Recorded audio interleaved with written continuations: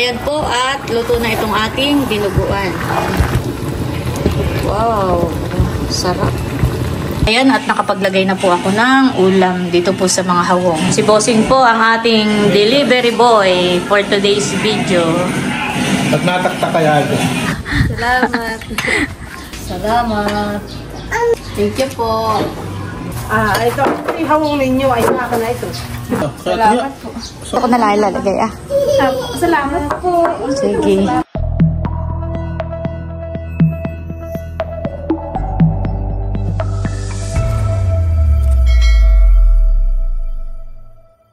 Magaling mo na ikaw, Daliwal ko. Hi! Hello po! Magandang umaga po sa inyong lahat. Hello po, good morning po sa inyong lahat. Bali kahapon nga po sana ay paluwas kami ng Maynila. Kaso po ay nagkaroon po ng lagnat si Bal kaya hindi po kami natuloy. At ngayon naman po ay medyo masama pa yung pakiramdam po niya.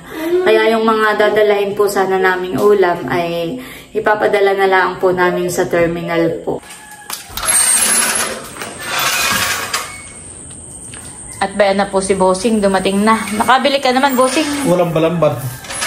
Ay, hindi tayo makakapagdinugan. Laman.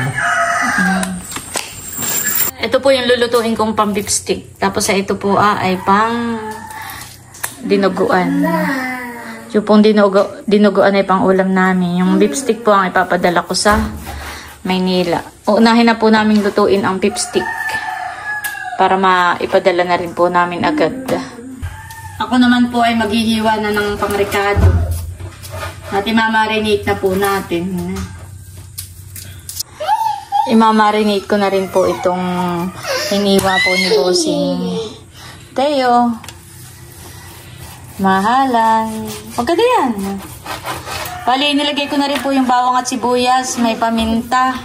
At saka po kaunting sugar. At lagyan ko po ng goya adobo. Pampalasa. Hello! Hello yan! Mamaya ko kakain ng masarap. Lagyan na rin po natin ng toyo. Tansyahan lang po yung gawa ko. Lagyan po natin ng kaunting suka. Masarap din naman yung suka ngayon. Nilagyan ko na rin po ng cheese at lalagyan din po natin ng liver spread o rino. Ayan po at nakasaklang na itong ating beef stick. Yan po ay antayin lang nating kumulo hanggang sa lumambot. Si Bossing po ay kukuha ng langka.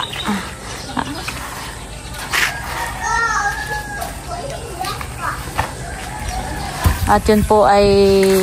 Halika na tayo. Sama tayo sa lulo. Halika naman. Yung pong langkang kukain ni Bossing ay isasawag po namin sa dinugan. Marami pong bunga itong nangka po ni Naonik. Alin di yan? Yan. Taas po. Yung pong na dito sa ibaba ay binabalutan para po hindi masira. Ayun po ay mataas, hindi po mabalutan. Ito po kami kukuha ng sasahog po namin. Bakit? Dapat ay may pangawit? Dati may Halin na lang, kukuhain mo.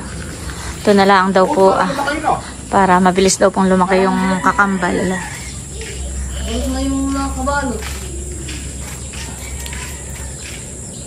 ito may ganun din, tunog kapaltak na. Aba. One click. Tama na yan. Tama na ito, isa, mas malaki.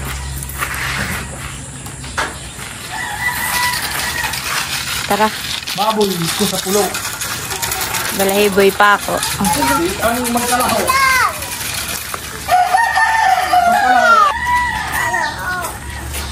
Wow! Langka. Makati, huwag. Madagta. Saan natatatalupan? Diyan na lang o sa doongan? Diyan na lang. Maliliw ka. Hindi ako naiiko. Bubuhusan po natin para po hindi madagta. Ba? Ano si Ting? Tapos na po ni Bossing balatan.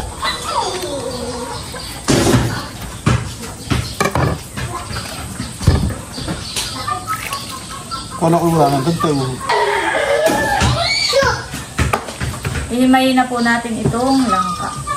Parang walang sira po mama yung langkahan eh. Maganda.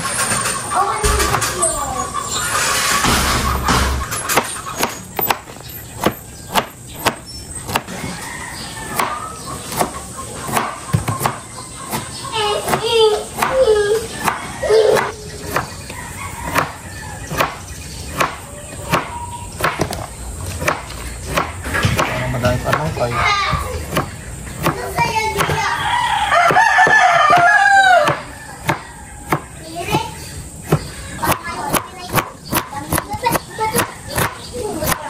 Ito na po lahat yung langka.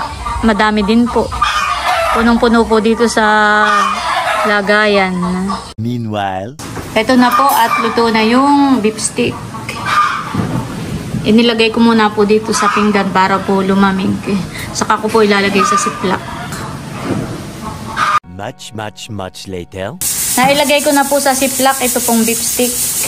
Ito po ay pinalamig ko muna bago ko po inilagay dito sa ziplock. At habang tayo po ay nagpapalambot ng ating pang... Akin kamay ko! Ng ating pong pang dinuguan ay akin na rin po ay gagayak yung mga ipapadala po natin sa Maynila. At ito po ay ipapadala na rin po namin ni Bossing sa terminal po ng bus. Sa bus na lang po, hindi sa van.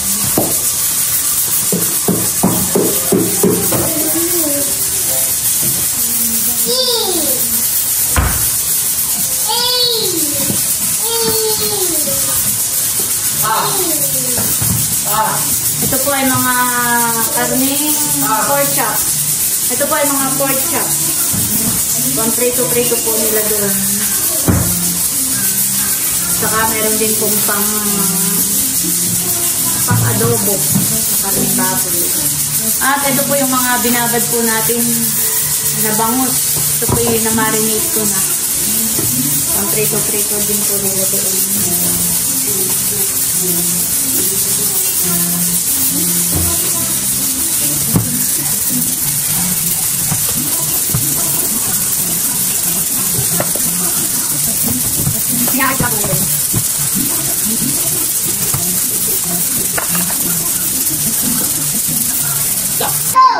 Ayan po at kami ni Bossing ay papunta na sa terminal.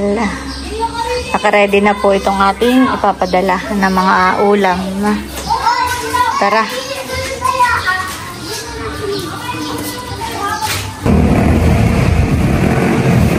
Alis na! Oo. Alis na daw. Alis na po. Ayan po at sakto. Ay! Magpapadala po ng ulam. Ika, Bossing, oh. Kami po ay magpapadala lang ng ulam. Bossing po. Uy! Pamasahin. Pamasahin.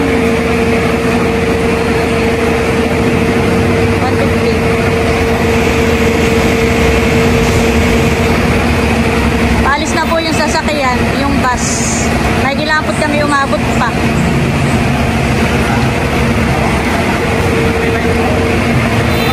Tinitikitan lang po. Tara. May gilapot kami umabot pa. Ay yung kasunod po nito ay mamaya pa ang halis. Yan, ingat po sa biyahe. Ang mga Maynila. Tara na rin.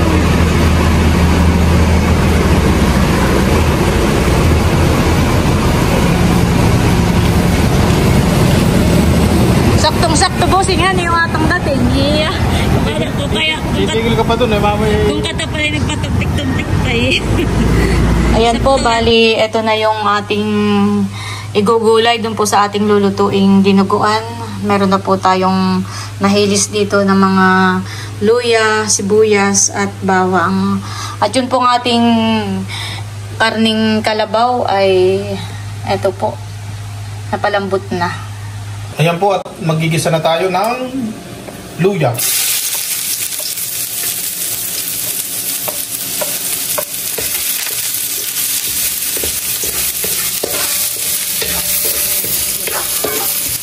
At bawang. Lahat na po ito.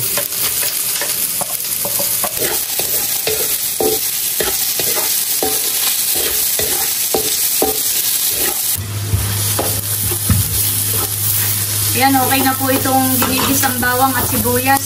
Lalagay na po natin itong mga karne.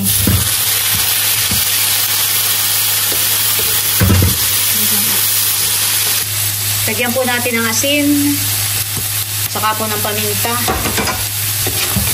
Yan, haluin lang muna po natin.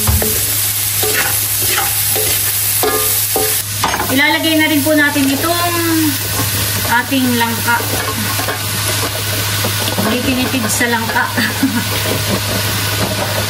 Saka hindi na maaninaw dito ang lahok. Yan, haluin lang po ulit natin.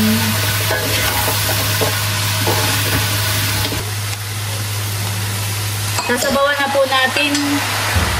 Ang inilagay ko pong sabaw ay yung pong pinaglagaan po ng yung pinagpalambutan po ng karne. Magdadagdag pa po tayo ng tubig. Ito po ating niluluto ay atin munang lalagyan ng takip. A few moments later. Ilalagay na daw po ni Bossing yung dugo. Yan po ay nilamas po niya sa salay.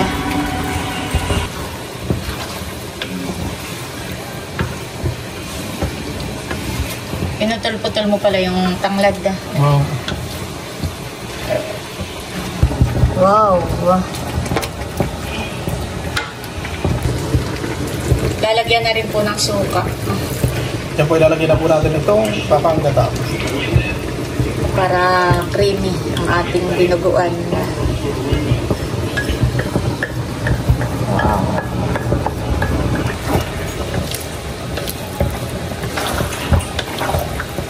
Ayan po ang dinuguan ala Bossing Emil. Dinuguan na hindi tinipid sa gulay na langka. Ayan po, at luto na itong ating dinuguan.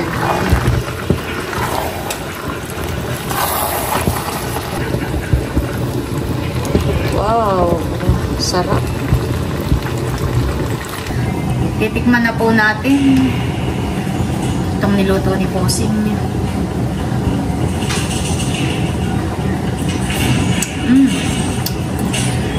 Sarap.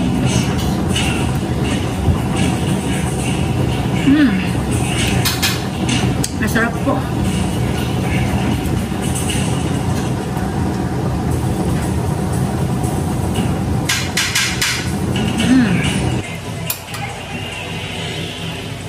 Ayun. Wala naman ito. Tatakalin po natin dito sa isang lagayan. Yun na lang tansyahin.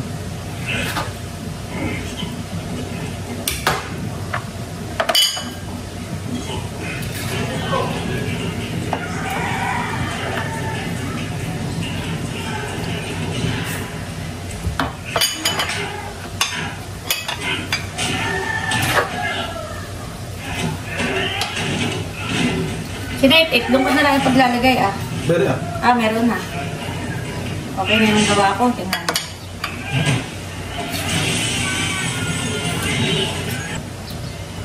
Ayan, at nakapaglagay na po ako ng ulam dito po sa mga hawong. At si Bossing po ang ating delivery boy for today's video. At natakta kaya ito. Sa Buggo.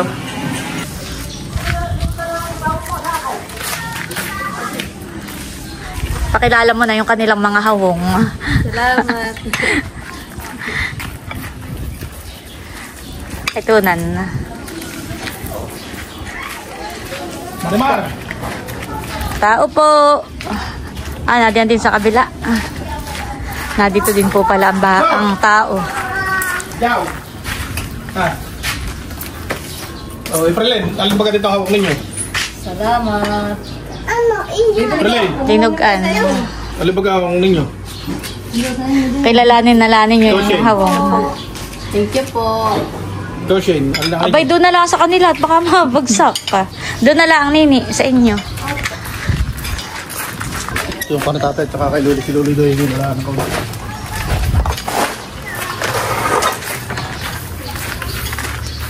Kasi marimar pa nanguha ng hawong ay nawala pa yung hawong. Oo nga. Lalagay palay. Dito ka pala, baka nakakainin. At yung laro, piliin mo yung hawong mo. Ito. Yung hawong ninyo ay akin na ito. Nahuhubuan na patay. Hindi mo itinali yung short mo, kaya ka nahuhubuan. Nahuhubuan na po ang ating delivery boy. Ano tao dito? Ate Huya!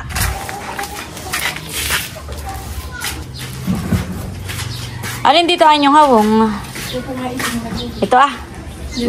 Ito ah. Ito rin kaya ito siya. Salamat po.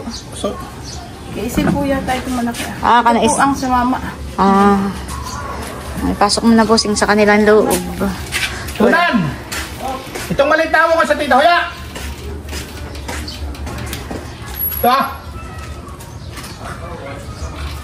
Papasok na po ni bossing at si Ate Huya po ay wala. Tatakluban na lang po doon. Dali mo na doon. Tinakluban mo.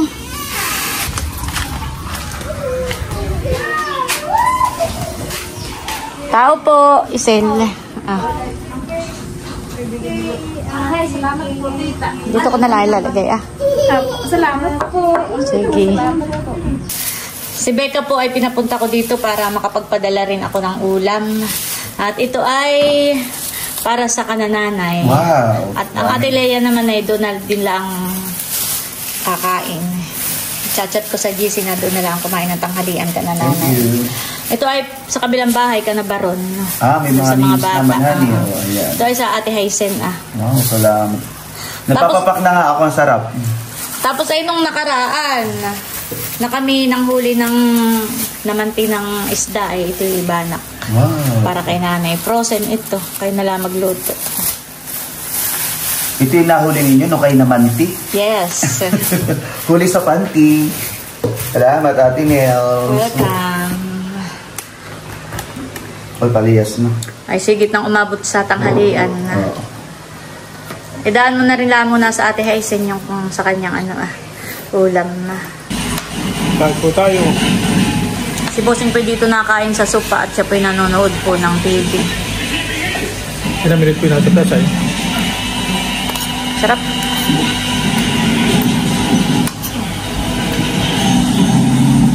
Ako po hindi na nagpadala ng dinuguan sa Maynila at gawa ng kapag ka po antayin pa namin maluto yan ay gagabihin ng masyado. Kaya po yung beef stick na lang ang ating naipadala.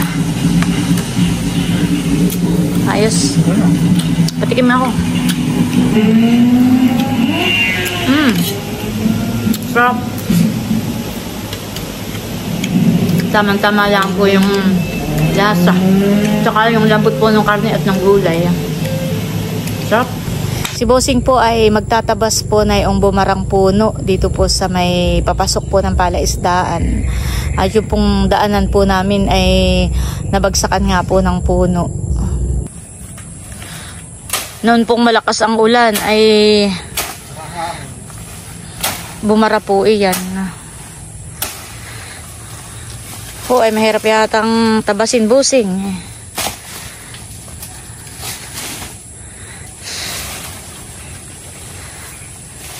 Maganda na po dito ang mga dahon ng gabi.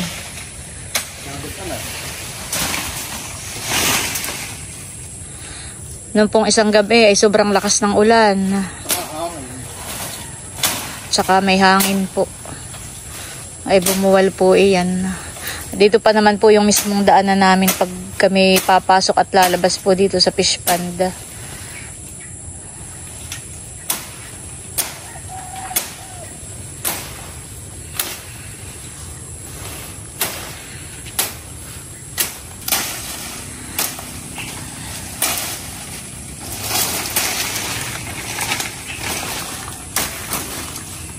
Lalagyan lang natin. Parang ayan ay pabilog. Yung punong iyan. Ito nga, ibagin ah.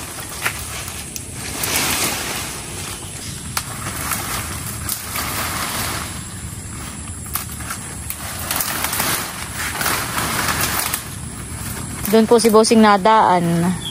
Doon niya dinadaan yung motor ay nabaon po yung gulong ng motor sa putik.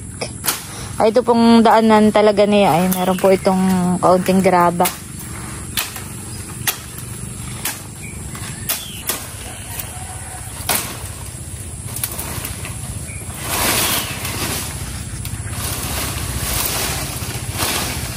Grabe han eh. Ito pala'y puro bagin. Uy. Tama huwag galing. Dito lang sa kapatid nyo kay Manay.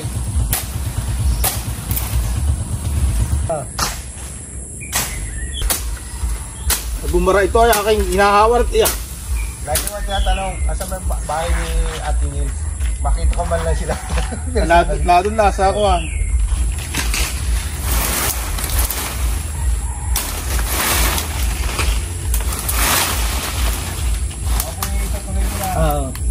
Salamat po.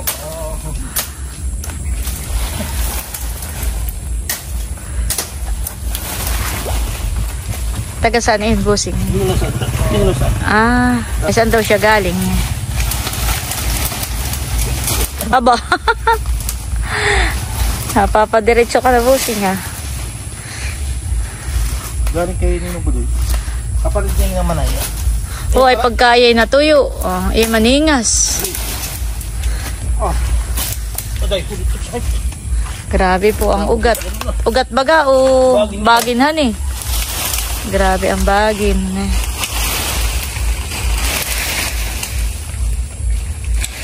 Siguro bumigat yung mga bagin.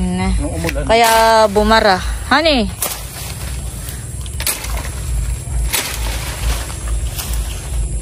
Akala ko nga ay yung bayong malaking puno. Tabi-tabi po. Akala ko yung bayong malaking puno ang bumara. Ano? Okay na ang ating daanan. Okay na po ulit. Kuhain mo na yung motor.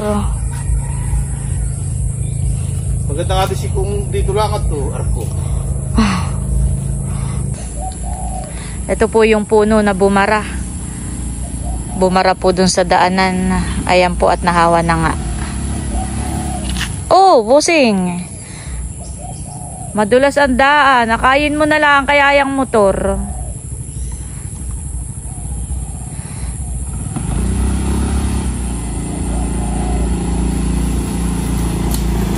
Okay, di ayos. Nakakalabas na uli ang motor.